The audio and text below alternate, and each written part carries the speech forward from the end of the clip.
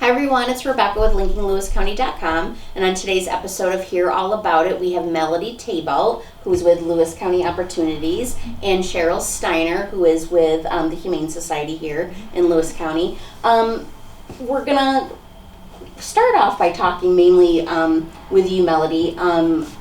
October is Domestic Violence Awareness Month.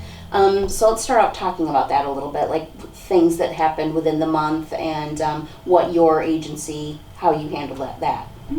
Yeah, so with October being Domestic Violence Awareness Month, we like to try and do different events to raise awareness, and we like to do more informational booths throughout the community.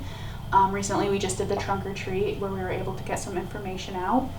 And then we like to do like a fun project at the end of the month. So like this, we're doing our annual sip and paint, which Cheryl will talk more about at the end. Okay. But usually this month is just all about raising awareness and trying to get our information out into the community. Okay. What kinds of services does your agency have available to people that find themselves in this kind of situation?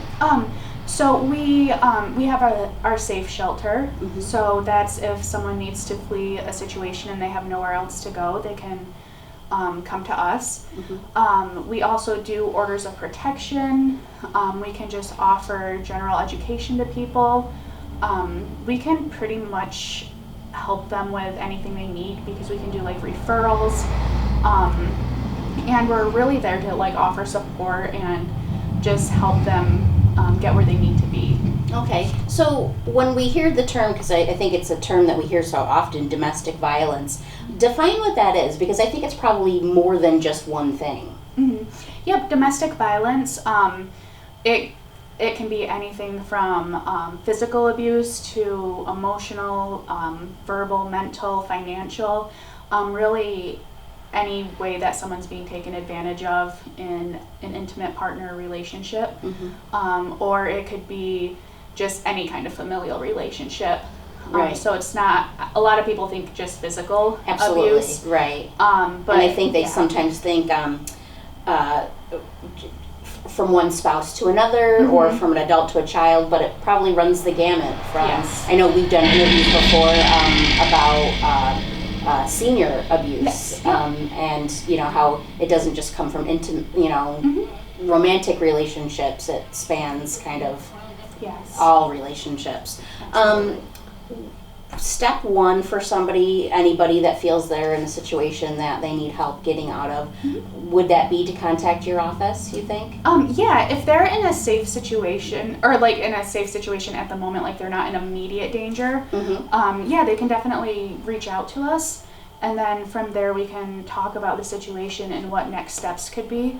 Obviously, if they're in immediate danger, call 911. Right. And the hospitals and police officers, they have our information, and we'll make referrals as well. Okay. So now I want to kind of talk about the aspect of why Cheryl's here. And this to me is so interesting because it was something that never even occurred to me, but once we talked about you guys coming in, it makes so much sense. So Cheryl, like we said, is with the Humane Society here in Lewis County. It makes so much sense that people that experience domestic violence, often there's animals within that household, and those animals can be affected by that situation also. Not only maybe the animal itself is being abused, but you were saying that it sometimes prevents people from Mm-hmm. leaving the situation because they don't want to leave their animal in a harmful situation. Mm-hmm. So you guys have kind of partnered together, and what's the goal? You mentioned, first of all, there's going to be an event to help raise funds for what you guys want to do, right? Yeah, as part of the fun things in October and to Mhm. raise awareness, we're going to do a sip and paint, and it's going to be at the Krogan Fire Hall. It's on October 25th from 6 to 8, and it's free for anybody that wants to attend. We do have a limit. You said 30 to 40. Okay. And then, we are going to collect donations for the Humane Society for the evening, but it is a free event.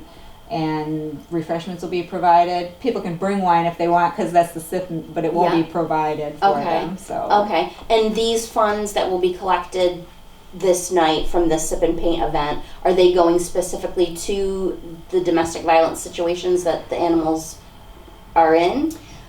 We don't really have a fund just specifically for that. It will probably likely just go into a general fund, but yeah, we can earmark it for that if you would like us to. Okay, do that, okay. so. Talk a little bit about that that Red Rover program you were telling me about.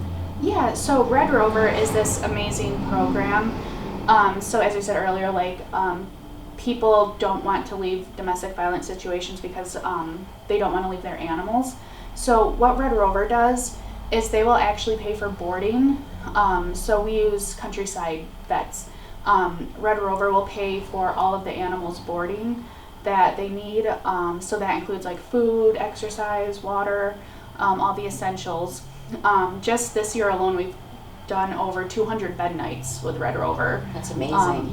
They are just the best program, and they have helped so many people. That's great. And you mentioned too that this program is being used not only from people in our county, but people from other counties are reaching out to you guys, to us here in Lewis County, because you guys are one of the only people that are using this service. So this is kind of important for a larger area than just here in Lewis County.